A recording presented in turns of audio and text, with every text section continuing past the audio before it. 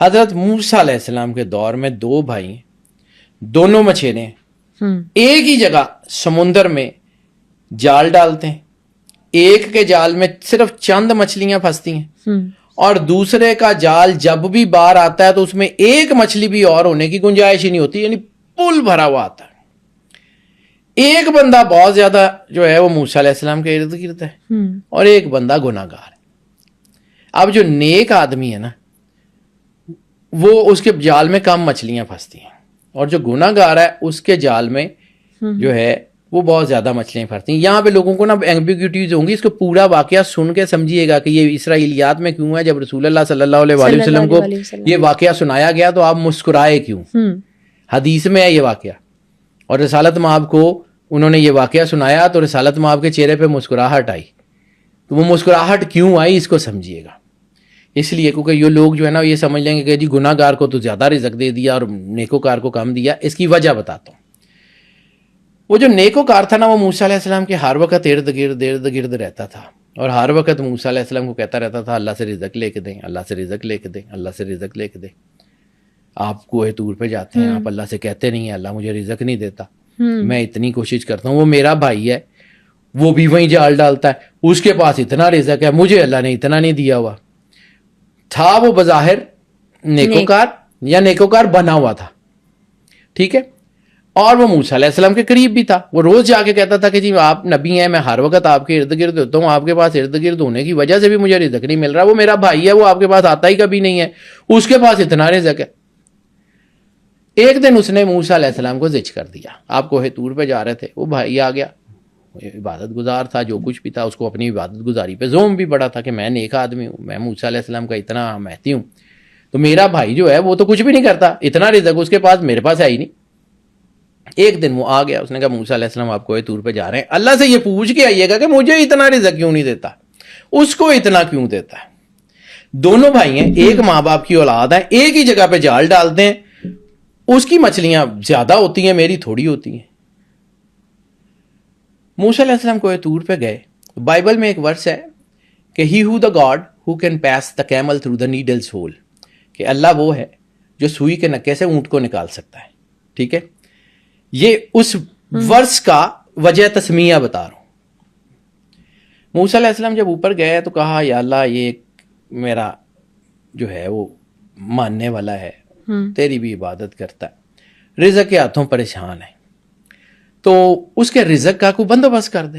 اللہ نے کہا میں ضرور کر دوں گا, لیکن تجھے یہ بات بتانا چاہ رہا ہوں کہ میں اس کو کم رزق کیوں دیتا ہوں اور اس کے بھائی کو زیادہ رزق کیوں دیتا ہوں.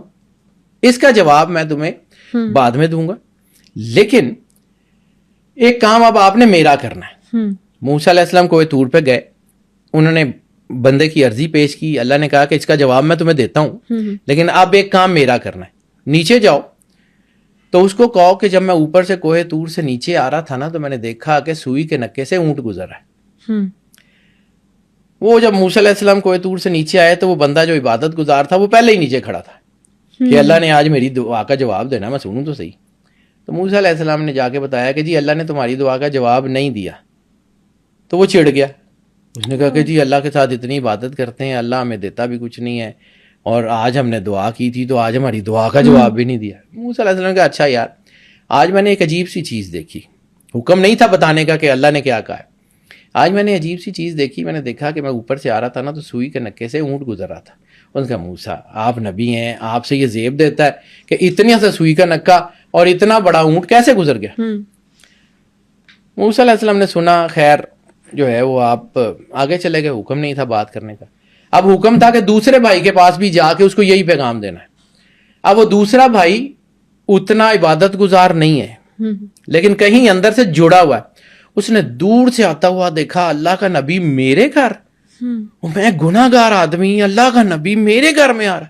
وہ دوڑتا ہوا گیا موسیٰ علیہ السلام کے پاس. انہیں پیروں کو ہاتھ لگایا جیسے بھی تکریم کرتے تھے, تکریم کی. اس نے کہا موسیٰ علیہ السلام آپ مجھے حکم دے دیتے, میں تو گناہ گار ہوں, میں تو روزی رزق کے چکر میں پڑا رہتا ہوں, میں تو اتنا عبادت گزار بھی نہیں ہوں, آپ اللہ کے نبی ہو کے میرے گھر. انہوں نے کہا اللہ نے حکم دیا ہے کہ میں تیرے گھر آؤں. اللہ نے حکم دیا, بات میں بعد میں سنوں گا, آپ میرے لیے بہت مقدس ہیں, آپ تشریف لائیں, کھانا کھائیں. وہ لے کے آیا, ہاتھ دھلائے, کھانا پیش کیا, پاؤں دھلائے موسیٰ علیہ السلام کے پاس بیٹھ گیا. اب موسیٰ علیہ السلام نے اسے کہا کہ میں اوپر سے آ رہا تھا نا کوہ طور سے، تو آج میں نے عجیب سی چیز دیکھی. میں نے دیکھا کہ سوئی کے نکے سے اونٹ گزرا ہے.